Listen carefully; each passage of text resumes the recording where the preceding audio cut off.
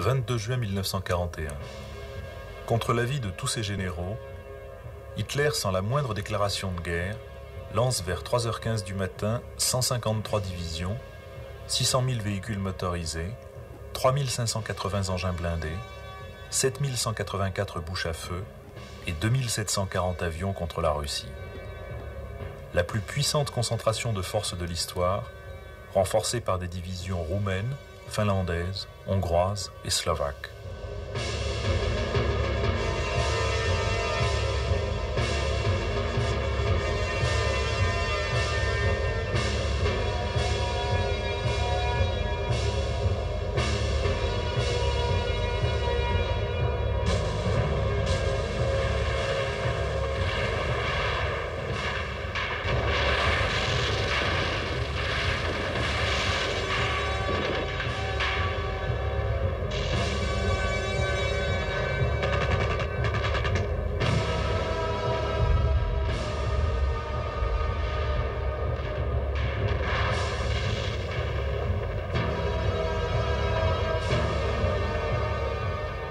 L'armée rouge résiste malgré son impréparation et sa désorganisation, et malgré la surprise d'une attaque à laquelle Staline n'a pas voulu croire, en dépit des avertissements de Churchill. Mais les grosses divisions soviétiques sont encerclées et écrasées, selon la tactique élaborée par le général Manstein. En 4 mois, les Allemands font 3 millions de prisonniers.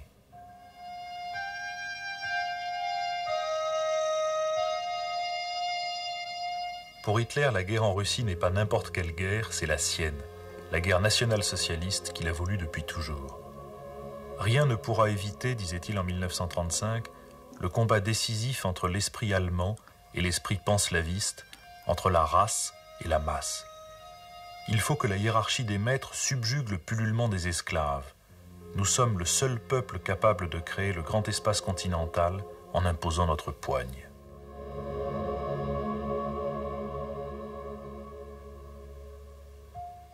Ainsi s'impose à nous le devoir de dépeupler, comme nous avons celui de cultiver méthodiquement l'accroissement de la population allemande. Vous allez me demander ce que signifie dépeuplement et si j'ai l'intention de supprimer des nations entières. Eh bien oui, c'est à peu près cela.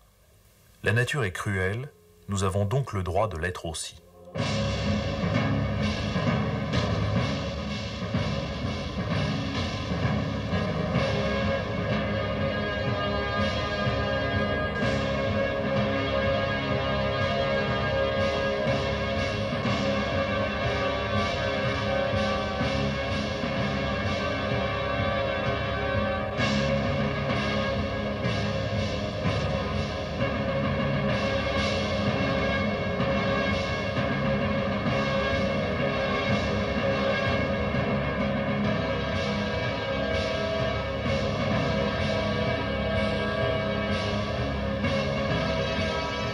L'avancée allemande balaie tous les obstacles.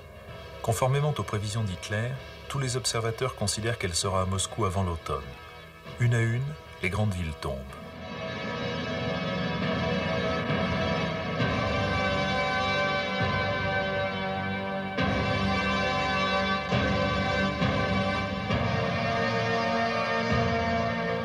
L'avancée allemande stupéfie et désoriente les Russes. Après un silence de plus d'une semaine, Staline s'adresse à eux. Il ne les appelle plus camarades, mais amis et frères. Il leur parle de la lutte victorieuse de leurs ancêtres contre Napoléon. Il leur demande de résister à Hitler, comme jadis à l'empereur des Français.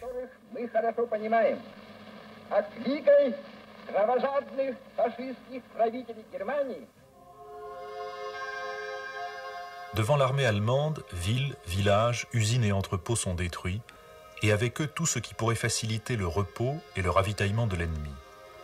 Des poignées de partisans russes se déchaînent pour empêcher les communications des troupes allemandes et rendre leurs arrières de moins en moins sûres. Hitler décide de lancer à la fois ses armées sur Leningrad et la Crimée pour des raisons économiques et sur Moscou pour une raison militaire et politique. Pourtant déjà, un général allemand écrivait dans son journal « Les espaces semblaient infinis, les horizons nébuleux. Les bonnes routes étaient rares et les mauvais chemins nombreux. Le civil russe était rude, le soldat russe plus rude encore. Il semblait posséder une capacité illimitée d'obéissance et d'endurance. Depuis la fin octobre, la pluie tombe. La boue aspire les véhicules, tout bivouac est impossible. Guderian met 5 jours pour parcourir 75 km.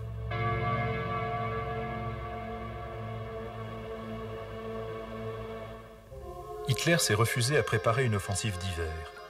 Avec le froid et la neige, il n'arrive plus de l'arrière que du pain. Il n'y a presque plus de carburant, pas de glycérine pour les radiateurs, il fait moins 40 degrés. Hitler refuse de se rendre sur place. Comme l'écrit un observateur, pour conjurer la campagne d'hiver, le Führer a refusé de distribuer des vêtements d'hiver. Pour abolir la boue, la neige, les mauvais chemins, l'usure des blindés et des souliers, il refuse d'aller y voir. Le 6 décembre, Guderian informe Hitler qu'il évacue. Il est à 22 km de Moscou, à Yasnaya Polyana, devant la maison de l'auteur de Guerre et Paix, le comte Alexis Tolstoï.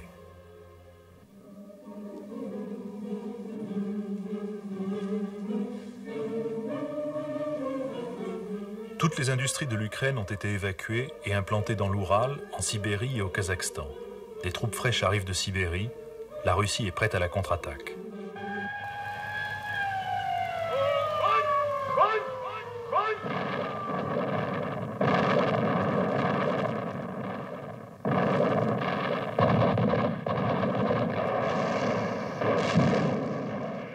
À la veille d'attaquer l'Union soviétique, Hitler avait déclaré « Il me semble que je vais ouvrir une porte donnant sur une pièce obscure et encore jamais vue, sans savoir ce que je vais trouver derrière elle. »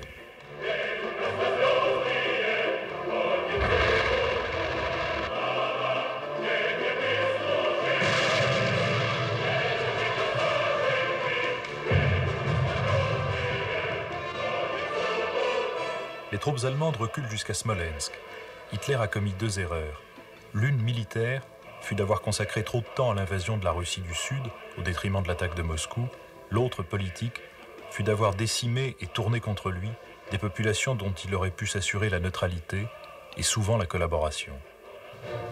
Hitler, qui s'est nommé généralissime après l'échec de ses troupes devant Moscou, leur donne l'ordre de tenir leur position en attendant que l'offensive puisse reprendre. Au premier rang de ses objectifs figure Leningrad, ville symbole. Depuis la fin août, la ville est assiégée et la voie ferrée avec Moscou est coupée. Hitler annonce à Mussolini la prise imminente de l'ancienne Saint-Pétersbourg. Mais la ville entière est mobilisée pour organiser sa défense.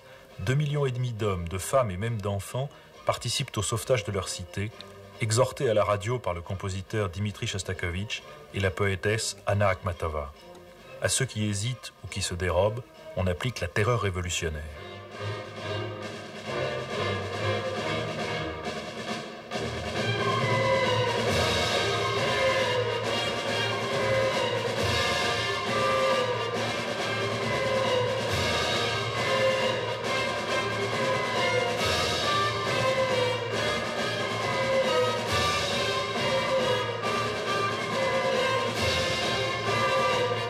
La ville est bombardée jour et nuit. Dans la journée de Noël 1941, on ramasse 3700 cadavres.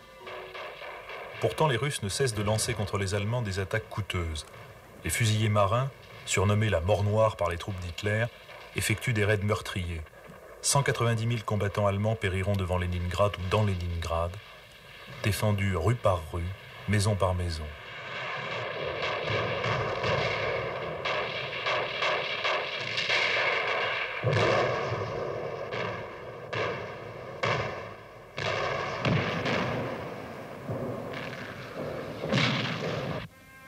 Des dizaines de milliers de soldats d'Hitler y seront faits prisonniers.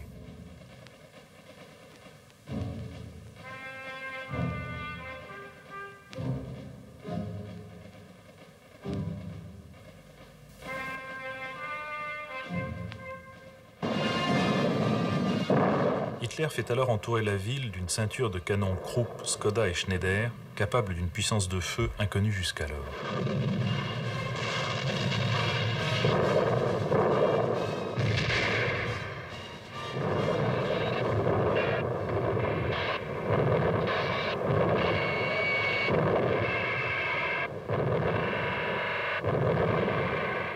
Malgré le froid et la faim, les ouvriers des usines Kirov continuent à fabriquer des chars de combat. Dans les caves, partout où peuvent se constituer des abris, une ville parallèle s'organise et continue à produire. on se chauffe en détruisant les maisons en bois, on mange les chats, on vend les chiens à prix d'or. On meurt sous les bombes ou les mitrailleuses des avions allemands en faisant la queue devant les magasins d'alimentation, mais des usines fantômes et des ateliers dispersés parviennent à fonctionner 24 heures par jour. Ce n'est pas Leningrad qui a peur de la mort, proclame un slogan, c'est la mort qui a peur de Leningrad. Ceux qui ne travaillent pas reçoivent 200 grammes de pain par jour et 400 grammes de viande par mois. On mange de la sueur et de l'écorce de sapin. On compte 6000 morts par jour. On creuse la glace pour puiser de l'eau, on mange les corbeaux du lac Ladoga, on déblaye les rues des ordures et des cadavres dont la neige recouvrira l'État.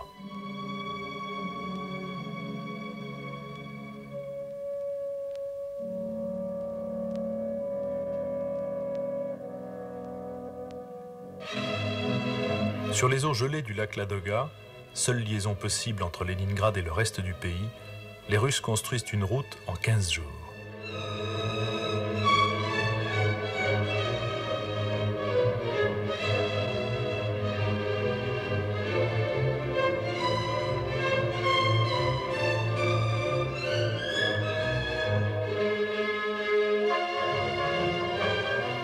Nuit et jour, les camions parcourent les 160 km de cette route.